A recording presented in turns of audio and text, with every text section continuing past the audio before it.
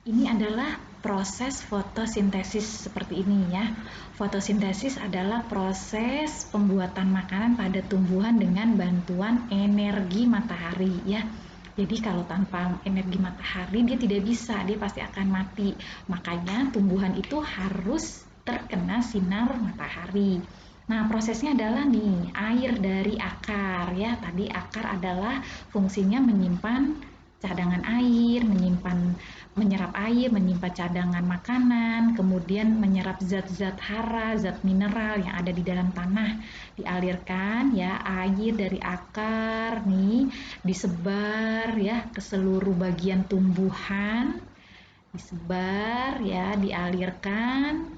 Kemudian dengan bantuan cahaya matahari dia mengeluarkan O2. O2 itu namanya oksigen. O2 namanya oksigen. Zat oksigen atau zat O2 adalah zat yang kita hirup untuk bernafas ya. Kita bernafas menghirup oksigen. Nah, kemudian kita mengeluarkan karbon dioksida atau CO2. CO2 ini dibutuhkan oleh tumbuhan untuk proses fotosintesis ya. Kemudian dibantu dengan daun. Daun mempunyai zat hijau daun yang namanya klorofil ya. Zat hijau daun itu namanya klorofil.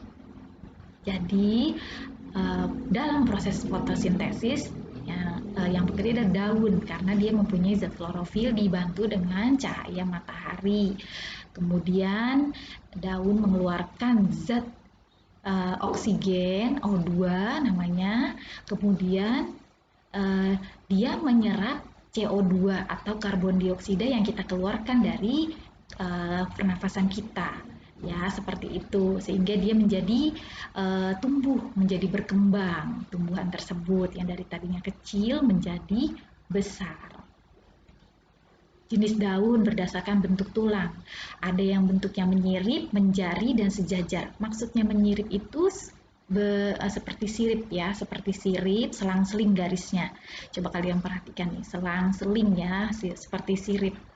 Bentuknya memanjang, kemudian menjari. Menjari itu seperti jari ibaratnya ya, melebar gitu, melebar setiap tulang-tulangnya. Ini tulangnya yang ada garis ini ya, maksudnya ya tulangnya.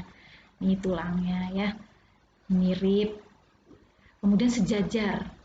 Nah, pohon daun ini sejajar, lihat garisnya sejajar, lurus, sama ya, sejajar dengan setiap tulang-tulangnya ini sejajar, seperti itu ya. Jadi ada yang menyirip, menjari, dan sejajar.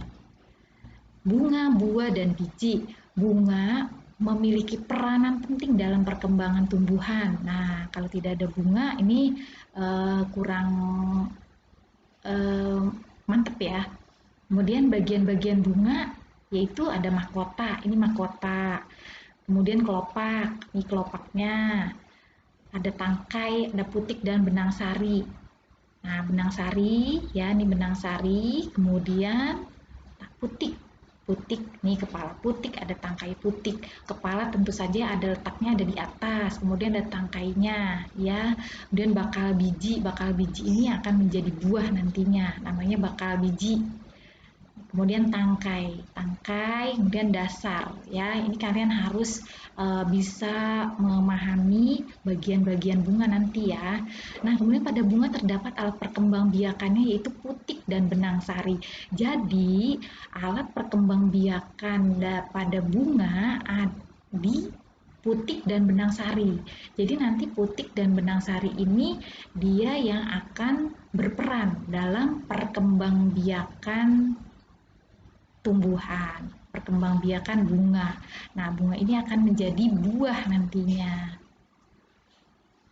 Buah dan biji merupakan bagian tumbuhan hasil dari perkembangan bunga ya. Tadi sudah dijelaskan dari bunga, berawal dari bunga, contohnya jambu air ya. Dari bunga dulu kemudian akhirnya dia menjadi buah. Putik yang telah diserbuki oleh serbuk sari akan tumbuh menjadi biji. Nah, jadi perkembangbiakannya tadi putik dan benang sari ya. Kemudian menjadi biji tuh. Jadi dia tuh putik, sama serbuk sari. Kemudian akhirnya tumbuhlah menjadi biji. Nah, biji nanti akan menjadi buah. Nah, biji dilindungi oleh buah. Buah dan tumbuhan memiliki bentuk yang beragam. Ada yang bersisik seperti nanas, ya, macam-macam bentuknya buah. Oke, terima kasih. Semoga kalian paham dengan penjelasan Ibu ya. Kalian juga bisa baca-baca buku pena kalian ya sebagai sumber informasi, sumber ilmu atau kalian juga boleh baca-baca dari internet untuk menambah pengetahuan kalian. Oke, jaga kesehatan. Semoga bermanfaat. Terima kasih. Wassalamualaikum.